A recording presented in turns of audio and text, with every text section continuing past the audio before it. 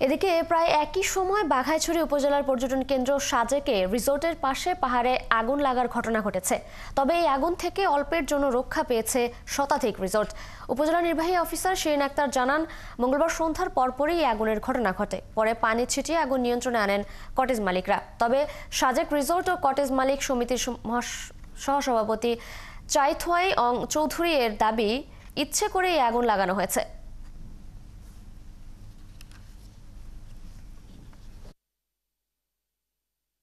দর্শক, এই বিষয়ে বিস্তারিত জানাতে বাঘাইছড়ি থেকে যুক্ত হচ্ছেন সহকর্মী সুমন। সুমন, আগুন লাগার কারণ জানা গেছে কিনা এবং ক্ষয়ক্ষতি কেমন দেখছেন, ক্ষতিগ্রস্তরা কি বলছেন? আপনি যেমনটি বলছিলেন, গতকাল আনুমানিক বিকাল 4 ঘটিকায় আপনার বাঘাইছড়ি পৌরসভার যে 6 নম্বর ওয়ার্ডের চেয়ারম্যান পাড়ায় সেখানে একটি আগুনের ঘটনা ঘটে। স্থানীয় সাথে কথা বলে আমরা যেটি জানেছি সেটা হলো বৈদ্যুতিক শর্ট সার্কিটের ফলে আপনার এই আগুনের ঘটনাটি ঘটে। এতে আপনার পরপর 5টি ঘর আপনার মুহূর্তে বশীভূত হয়ে যায়।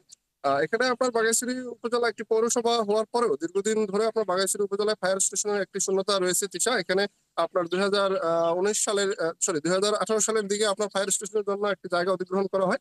তো দীর্ঘদিন জায়গা অধিগ্রহণ করার ফলেও আপনার যে ফায়ার স্টেশন হচ্ছে না, এটা নিয়ে স্থানীয় উপজেলা নির্বাহী কর্মকর্তা এবং স্থানীয় যারা জনপ্রতিনিধি আছেন তাদের দীর্ঘদিনের একটি ক্ষোভ এবং আক্ষেপ রয়েছে সরকারের প্রতি, যে বারবার তদবির তদারকি করার পরেও কেন ফায়ার স্টেশনটি হচ্ছে না। বাঘাইছড়ি উপজেলা একটি গুরুত্বপূর্ণ উপজেলা, দেশের সর্ববৃহৎ উপজেলা। এখানে সাজেকের মতো একটি পর্যটন কেন্দ্র রয়েছে।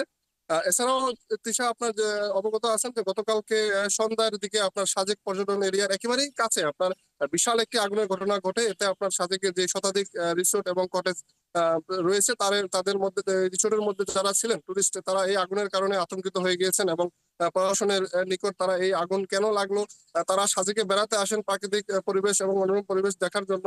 এখানে ইচ্ছাকৃত ভাবে শুনেছি আমরা এই আগুনটি লাগানো হয়েছে। সাজেকের রিসোর্ট মালিক সমিতির যিনি সহসভাপতি জয়, তিনি তার নিজ ফেসবুক ওয়ালে একটি ভিডিও পোস্ট করে তিনি দাবি করেছেন যে তারা আগুন থেকে পর্যটন এরিয়াকে সুরক্ষিত করার জন্য, জুমের আগুন থেকে মূলত সুরক্ষিত করার জন্য তারা ইচ্ছাকৃত ভাবে এই আগুনটি লাগিয়েছে।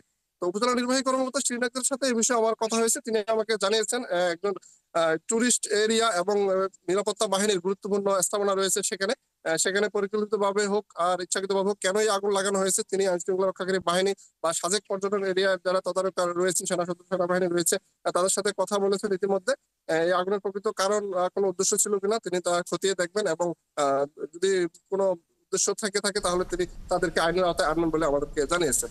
আরেকটি বিষয় যেটা আপনাকে জানিয়ে রাখি, এর আগেও সাজেকে একাধিকবার এই ধরনের আগুনের ঘটনা ঘটেছে এবং বেশ কয়েকটি রিসোর্ট এবং কটেজ বশীভূত হয়েছে। তো এখানে যারা সাজেকে রিসোর্ট কটেজ ব্যবসায়ী রয়েছে সেখানে অনেকেই আপনার বিভিন্ন ব্যাংক থেকে লোন এবং ঋণ নিয়ে এই রিসোর্ট ব্যবসার সাথে ইনভলভ হয়েছেন।